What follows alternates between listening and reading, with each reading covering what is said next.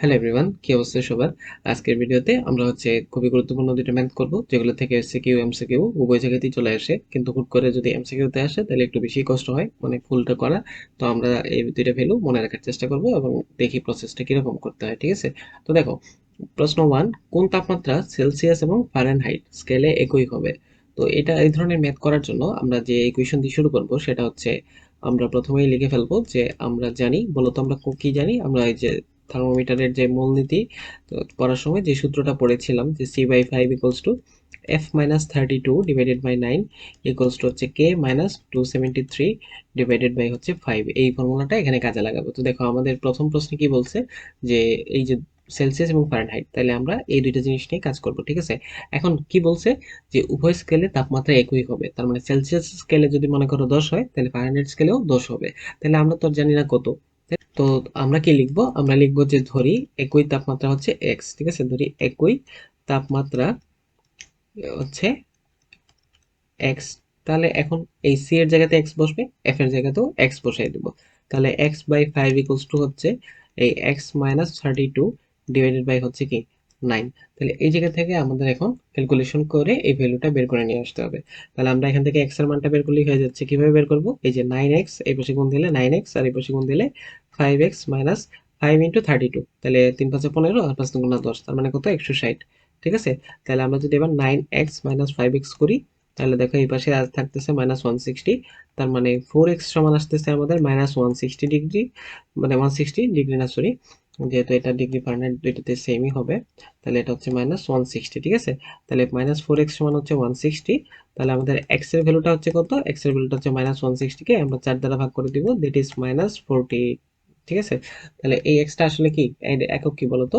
এই x টা, এই x টা হচ্ছে x ইকুয়ালস টু -40 ডিগ্রি সেলসিয়াসও লিখতে পারো বা -40 ডিগ্রি ফারেনহাইটও লিখতে পারো। ঠিক আছে? কারণ এই তাপমাত্রাটা কি, উভয়ের জন্য কিন্তু প্রযোজ্য। ঠিক আছে? এই তাপমাত্রাটা আমাদের উভয়ের জন্যই কিন্তু প্রযোজ্য। ঠিক আছে? তাহলে 1 নম্বর আনসার আমাদের পেয়ে গেছি না? পেয়ে গেছি। তাহলে এবার আসলে আমরা পার্ট টু তে চলে যাই, মানে কোয়েশ্চেন নাম্বার 2, যেটা বলছে কি ফারেনহাইট এবং কেলভিন স্কেলে। তার মানে এটা ফারেনহাইট এবং কেলভিন উভয় স্কেলই সমান হবে। তাহলে আমরা হচ্ছে উম, এই পাশে করি, তাহলে একটা মিল থাকবে। ঠিক আছে? আমরা এই জায়গাতে একটা টান দিয়ে দিই, দাঁড়াও, এই জায়গাতে আমরা একটা টান দিয়ে দিলাম, ওকে। তাহলে এইবার দেখো, এবার কি, এই যে একইভাবে এই যে তাপমাত্রাটা এক্স ধরবো, এবার হচ্ছে আমরা এই জায়গাটা নিয়ে কাজ করব, কারণ ফারেনহাইট এবং কেলভিনের মধ্যে সম্পর্ক বলছে। ঠিক আছে? তো আমি এখানে 2 দিয়ে লেখা শুরু করতেছি, এই জায়গাতে 2 দিয়ে। তাহলে দেখো, এখানে হচ্ছে যেহেতু মানে তাপমাত্রাটা আবার এক্স ধরবো, তাহলে এখানে আমি জাস্ট ওই অংশটা লিখতেছি, ফারেনহাইট এবং কেলভিনের মধ্যে যে সম্পর্ক, ওই অংশটা। তাহলে এই অংশটা যদি লিখি, দেখো তাপমাত্রা একই হবে, তার মানে এই এক্সটা এখানেও প্রযোজ্য হবে, এই একই কথা। তাহলে আমরা এখন কি করব, এই এক্স এর ভ্যালুটা মানে এফ এর জায়গাতে এখন এক্স লিখে ফেলবো। তাহলে X minus 32 divided by 9 equals to হচ্ছে কে যা জায়গাতে ছিল, এই জায়গাতে আমরা কি এক্স লিখে ফেলবো। ঠিক আছে? তাহলে এক্স মাইনাস 273 ডিভাইডেড বাই 5। তাহলে আমরা 9 দিয়ে এইটাকে গুণ করে দিই, তাহলে 9x মাইনাস হচ্ছে 9 ইন্টু 273। তো 9 ইন্টু 273 করলে কত আসে, আমি একটু গুণ করে দেখে নিই, দাঁড়াও। এটা হচ্ছে 2457, 2457। ঠিক আছে? 2457, যার ভ্যালু আর এই পাশে আসলে 5x মাইনাস 5 ইন্টু 32 মানে কত, 160। আমরা আগে দেখে নিচ্ছি এটা। তাহলে এই জায়গা থেকে দেখো, 9x মাইনাস 5x, এটাকে এক পাশে নিয়ে গেলাম, আর এটা এই পাশে গেলে পজিটিভ হয়ে যাবে। তাহলে 2457 মাইনাস হচ্ছে 160। তাহলে এই জায়গা থেকে কত আসতেছে, 4x। ঠিক আছে? আমি 4টা একটু বেটার ওয়েতে লিখি, দাঁড়াও। 4x টা হচ্ছে এই জায়গা থেকে আমরা লিখলাম কি 4x।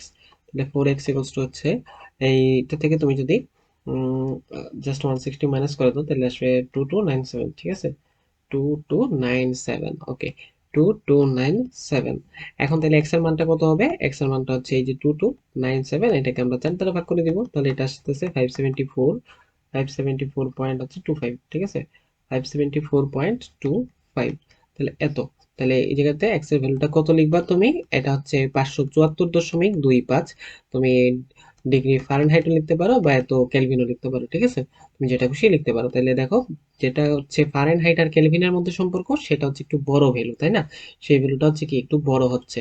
তাহলে এই ভ্যালুটা একটু বড় হচ্ছে ফারেনহাইট এবং কেলভিনের। আর সেলসিয়াস এরটা হচ্ছে কত, -40 ডিগ্রি। তাহলে সেলসিয়াস এর ক্ষেত্রে মাইনাস, এই কথাটা মনে রাখলেই, তোমাদের যদি কখনো এমসিকিউ তে দেখো যে সেলসিয়াস আর ফারেনহাইটের একই তাপমাত্রা কত, তাহলে হচ্ছে -40। আর এমসিকিউ তে যদি দেখো যে এই ভ্যালুটা চাচ্ছে তখন তোমরা এই জিনিসটা বসাই দিবা। তো এই জিনিসটা হচ্ছে কি, তোমরা একটু মনে রাখবো ভ্যালুগুলো, কারণ কি এই যে ভ্যালুটা হচ্ছে যে এমসিকিউতে যদি আসে তখন তো আর কিছু করার নাই, এত বড় ম্যাথ তার এমসিকিউতে করাটা একটু সময় সাপেক্ষ, তাই না? তো এই জিনিসটা হচ্ছে তোমরা একটু মনে রাখবা। ঠিক আছে, তো আজকে এই পর্যন্তই। ঠিক আছে, পরবর্তী ভিডিও দেখার জন্য আমন্ত্রণ থাকলো। আর চ্যানেলটি ভালো লাগলে অবশ্যই সাবস্ক্রাইব করতে ভুলবা না সবাইকে।